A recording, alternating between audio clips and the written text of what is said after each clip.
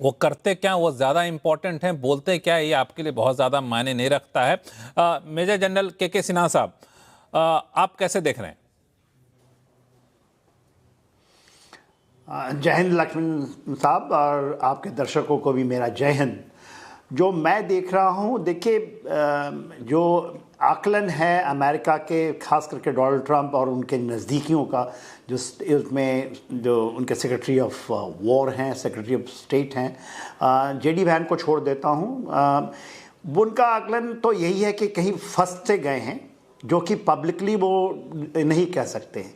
उन्होंने जो सोचा था, देखिए, ट्रंप ने क्यों किया यहाँ पर, एक उनका ऑब्सेशन रहा है तेल के ऊपर में, और 1979 में ही वो जो खर्ग आइलैंड की जो बात हो रही है, उस समय जब वहाँ इस्लामिक रेवोल्यूशन आया था, तो उस समय उनका बयान आया था कि Kharg island should have been captured. तो एक ओबेशन है, ये पूरा का पूरा ओबेशन जो अमेरिका का है, और ख़ास करके अपने पहले टर्म में भी यदि आप ध्यान दीजिएगा तो जो सैंक्शंस के ऊपर में जब वहाँ पर न्यूक्लियर डील हुई भी थी, तो उस न्यूक्लियर डील से निकलने का जो ये ट्रंप साहब ही निकले थे, और उन पे बहुत ज़्यादा सैंक्शन लगाया था, बहुत सारी चीज़ें की थी। कहीं न कहीं उनका ये मानना था कि एक टफ हैंड के साथ ईरान को डील किया जाए। और जब वो आए थे सेकंड टर्म में, तो ये कह के आए थे कि हम तो I am a president going to be a peace, और जहाँ भी अमेरिका का इन्वॉल्वमेंट है वहाँ से हम निकलेंगे। ये बात करके आए, उनको काफ़ी सपोर्ट मिला। इवन उनके जो ओन मेगा सपोर्टर्स हैं, उनके जहन में एक बात थी, मेकिंग अमेरिका ग्रेट अगेन। इन चीज़ों में वो फंस चुके हैं। दूसरा जो उन्होंने एक अच्छा, उन्होंने एक बोल लीजिए उनके तरह से जो वेनेजुएला में उन्होंने किया कि वहाँ बिल्डअप की, यही सब चीज़ गई थी। वहाँ पर भी जेराल्ड फोर्ड था, बहुत बहुत किया, और जिस तरह से वहाँ के ले गए मादुरो को उठा करके, और चीज़ें वहाँ पर सत्ता का परिवर्तन कर दिया। और इसी बीच में, क्योंकि जब उनको ये हो चुका था, एक उनके जहन में आ तो चला, मिलिट्रली पॉसिबल नहीं है ईरान को हैंडल करना, क्योंकि जब वो आए थे, याद रखिए, जून 2025 में, तो 12 दिन की वॉर थी इसराइल की। इसराइल ने ही एक लिमिट को क्रॉस किया था। जब आप मिलिट्री एम को क्रॉस करते हैं, 7 अक्टूबर 2023 में जब वहाँ कत्लोगार्द हमास ने किया था, पूरी दुनिया शायद ईरान के साथ खड़ी थी।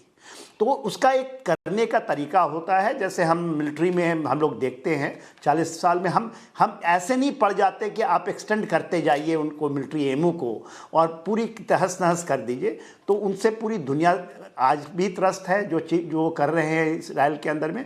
और डोनाल्ड ट्रंप साहब को मेरे ख्याल से काफ़ी ज़्यादा नेतन्याहू साहब ने ऐसे कॉन्फिडेंस में ले लिया कि एक स्ट्रेटजिक टाइमिंग है, सबसे वीकेस्ट पॉइंट पे है ईरान, वो कर लेंगे। मगर ईरान की अपनी जो एक क्षमता है, देखिए 2500 साल तक ईरान के अंदर में जो भी आया वो हार के, उसकी ज़मीन कभी नहीं, 1 इंच भी ज़मीन नहीं गई है। वो वहाँ की नेशनलिज्म का एक हिस्सा है वो। और भले ही जो इन लोगों ने किया था चेंज ऑफ रिजीम का, ये जो कहानी करते हैं, चाहे बांग्लादेश में किया हो या वेनेजुएला में किया हो, उसी के तहत उन्होंने 2020 से आसाम मीनी ये सब था, क्योंकि हार्डलाइनर हैं वहाँ पर, IRGC जो सत्ता में थे, उसके कारण उन्होंने उनको खड़ा किया था। और उन्होंने सोचा कि शायद जो 53 के बाद 79 में हुआ था वो इन कर जाएंगे, 2025 में, 2006 में, वो उल्टा पड़ गया। इन्होंने जो आप देखिएगा 28 फरवरी को जो किया था वो स्पेकुलेटेड है बहुत। आप देखेंगे मिलिट्री इसमें कि एयर पावर से आपने पूरे उनको ख़त्म कर दिया, उनके इतने लोगों को मार दिए, पूरी लीडरशिप को आपने ख़त्म किया। वो उसकी आप वाहवाही लूट सकते हैं, मगर जिस तरह से ईरान खड़ा हुआ है, वहाँ के नेशनलिज्म जागा है। आज 10 लाख फिदायन के जा फिदा, ये उन्होंने बनाया है। हमजा फोर्स आ जाई है, तो ये वहां से अब जो फंसे हुए हैं, और खास करके जो उनकी बेसिस हैं, नहीं एक सेकंड करूंगा, जो उनके बेसिस थे वो जिस तरह से तबाह किया है ईरान ने, वो बड़े काबिल तारीफ है। ये जब आप अपने टारगेट को चुनते हैं, कुवैत से लेकर के आप ओमान तक आ जाइए, पूरे पर्शियन गल्फ में उनके बेसिस को जो उन्होंने मारा है, आप को जान के हैरानी होगी, बहुत लोग इसको जानते नहीं हैं। जो उनकी 5th फ्लीट थी जो बहरीन में, उसके अंदर 20 शिप होती थी, 20 उन्होंने उसको निकाल लिया।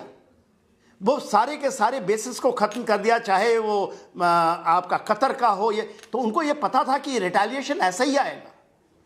तो आज के दिन में वो फंसे हुए हैं, इससे निकल पाए, क्योंकि देखिए स्टेट ऑफ हार्मोज का तो कह दिया कि हमारी नहीं है, ठीक बात है।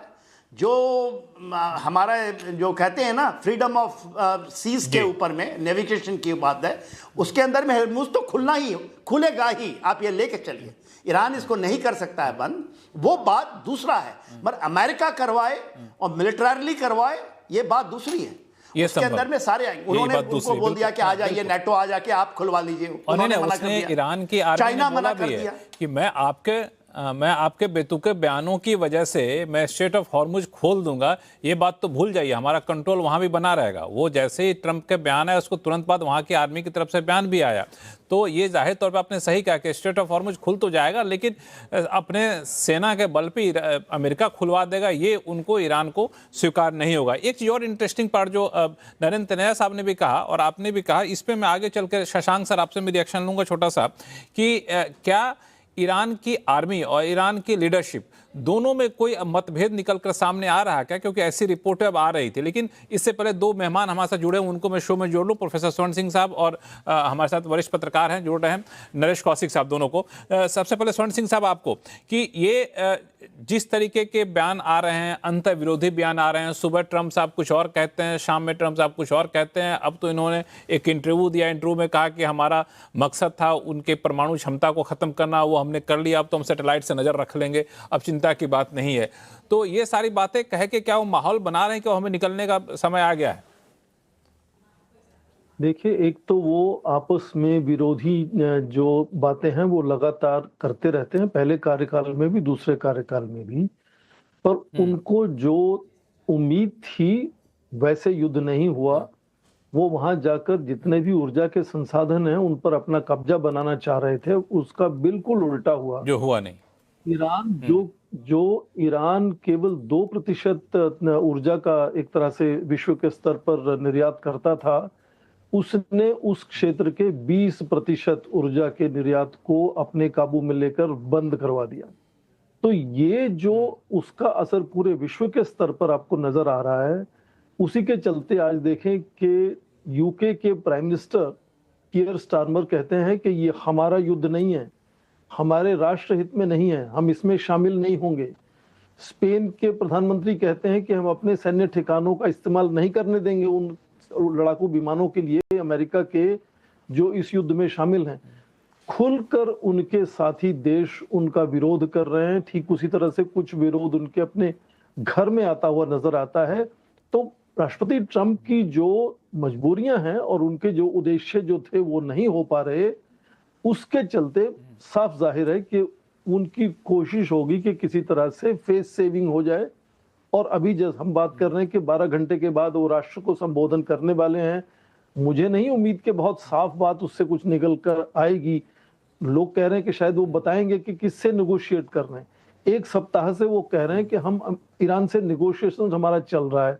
अब वो कह रहे हैं कि वहां के प्रशासन के नए राष्ट्रपति हैं, उनसे बातचीत हो रही है, वो कम कट्टरपंथी हैं, वो व्यवहारिक तौर पर बात करना चाहते हैं हमारे साथ। ये हैं कौन? क्योंकि लगातार ईरान की तरफ से खबरें आ रही हैं कि ऐसी कोई बातचीत नहीं चल रही। खबरें ये भी हैं और संकेत भी हैं कि ज्यादा IRGC का जो दबदबा है, काबू है सत्ता पर, वहां लगातार बनता नजर आ रहा है। मुज्तबा खुमानी जब से वो बनाए गए सुप्रीम लीडर, पब्लिक में नजर नहीं आए हैं। ठीक उसी तरह से राष्ट्रपति पेजेस्कियान, वो भी ज्यादा नजर नहीं आ रहे, वो क्या कहना चाहते हैं साफ नहीं है। तो IRGC का कंट्रोल होना मतलब और कट्टरपंथी वहां हो जाना। तो युद्ध साफ जाहिर है कि बड़ी लंबी देर तक चलने वाला जो युद्ध है वो अमेरिका उसमें फंसना नहीं चाहता। राष्ट्रपति पहले कार्यकाल में सीख चुके हैं सब, अफगानिस्तान के साथ, तालिबान के साथ उन्होंने